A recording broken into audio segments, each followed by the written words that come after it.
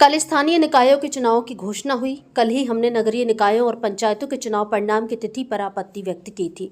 नगरीय निकाय एवं पंचायतों के चुनाव कार्यक्रम एक साथ घोषित किए गए हैं।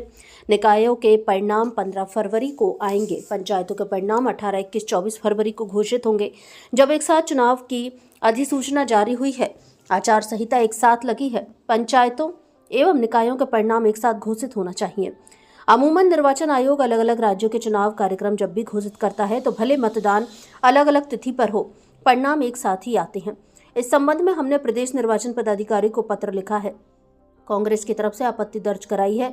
उम्मीद है निष्पक्ष चुनाव के लिए हमारी आपत्ति पर ध्यान देकर दोनों चुनाव परिणाम एक साथ 24 फरवरी को घोषित किए जाएंगे। भारत संवाद से राहुल सेन की रिपोर्ट। एक बिगड़ती कानून व्यवस्था और अपराध सबसे बड़ा मुद्दा और चुनौती रहेगा इस सरकार के लिए।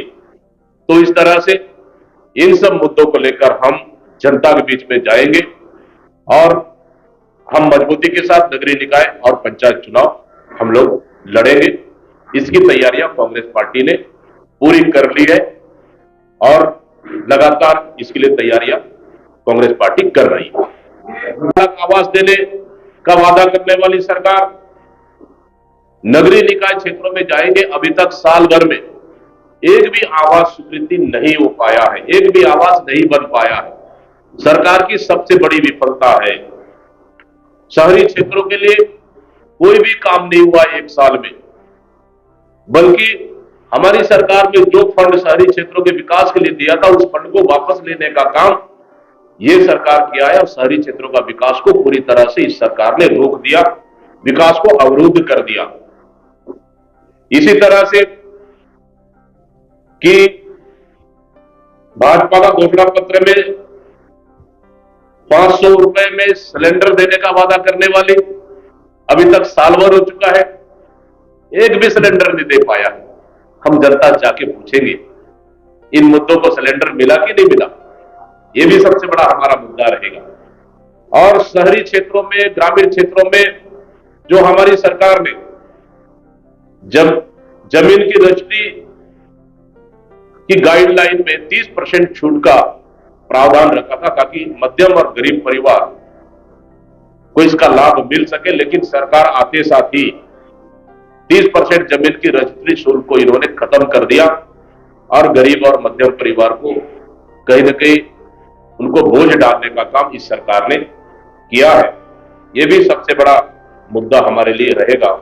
और इसी के साथ भाजपा सरकार छोटे प्लाटों में 5 डिसमिल से कम की रजिस्ट्री को बंद करने जा रही है, जो हमारे सरकार में लागू हुआ है। यह भी हमारे लिए बड़ा इशू है।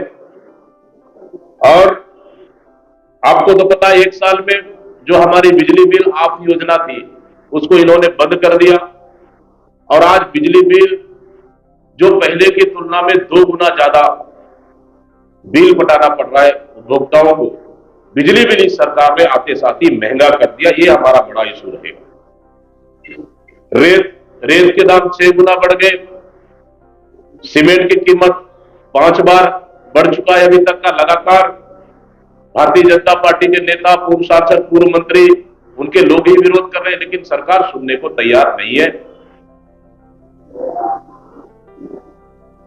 बेरोजगारी भत्ता बंद कर दिया इन्होंने, तेंदुपत्ता संग्राहक बीमा योजना बंद कर दिया, कोदो कुट की रागी जो आदिवासी क्षेत्रों में पैदा होती है उनको खरीदी बंद कर दी।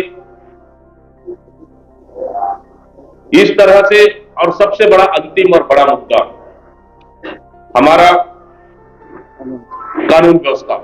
अब एक साल में आप देखेंगे बस्तर से लेकर सरगुजा तक, जहां तक बात करें, राजधानी सुरक्षित नहीं है।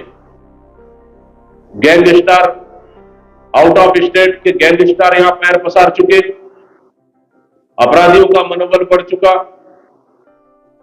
और लगातार लूट, हत्या, चोरी, डकैती, बलात्कार, दिन दहाड़े गोलीबारी चरम पर है। राजधानी में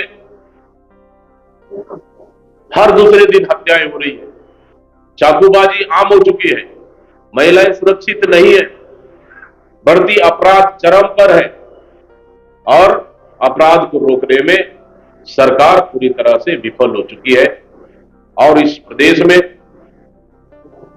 बल्कि विष्णु का सुशासन नहीं बल्कि जंगल राज चल रहा है, अपराधियों का राज चल रहा है।